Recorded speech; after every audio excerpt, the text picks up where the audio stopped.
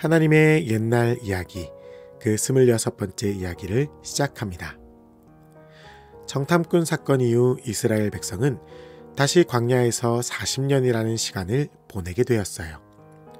불평하고 혼나고 다시 사랑받고 하나님의 훈련장이었던 광야에서 이스라엘 백성은 그렇게 다듬어지는 듯 했어요. 이제 드디어 길고 긴 시간이 지나 이스라엘 백성은 다시 약속의 땅이었던 가나안 근처까지 오게 되었어요. 그런데 또다시 문제가 생겼어요. 이번에는 에돔이라는 나라 사람들이 가나안으로 가는 길을 막아버린 거예요. 아무리 이야기를 하고 부탁을 해도 절대 열어주지 않았죠. 그래서 이스라엘 백성은 가까운 길을 눈앞에 두고 멀리 돌아가는 길을 가게 되었어요. 그때였어요.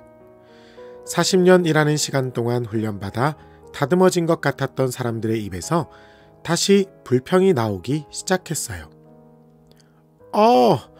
이제 겨우 다 왔는데 또다시 돌아가야 되는 거예요? 하나님 진짜 너무하네. 광야로 다시 가야 되는 거야? 거긴 덥고 모래투성이잖아. 밥도 없고 어우, 밥도 없네. 사람들의 마음은 그렇게 쉽게 훈련되고 바뀌는 게 아니었나 봐요. 그러자 이번엔 정말 무서운 일이 일어났어요.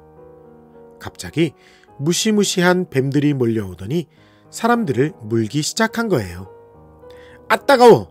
이게 뭐야? 뱀이잖아! 잠깐만! 나 엉덩이 물렸어. 나는 코 좀 놔봐. 나는 여기 입이 올렸다. 백성들은 또다시 두려워졌어요.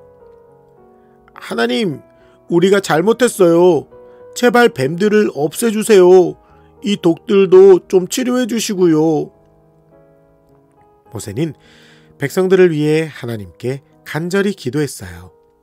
그러자 하나님께서는 아주 특별한 방법을 알려주셨죠.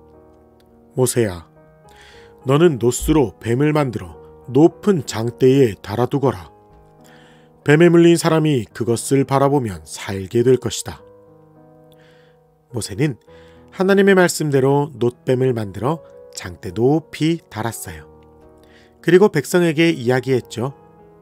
여러분, 하나님께서 말씀하셨어요. 뱀에 물린 사람은 이 놋뱀을 바라보면 살게 될 겁니다. 그런데 모세의 이야기를 들은 사람들의 마음은 두 가지로 나뉘었어요.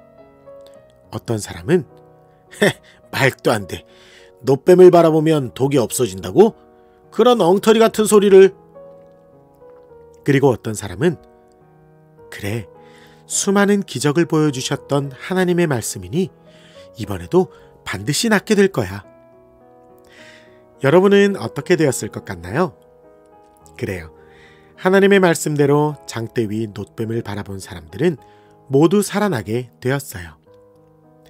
놋뱀을 바라보는 건 그 자체로는 아무런 힘도 없지만 그것을 바라보는 믿음의 순종을 하나님께서 능력으로 바꾸어 주신 거예요.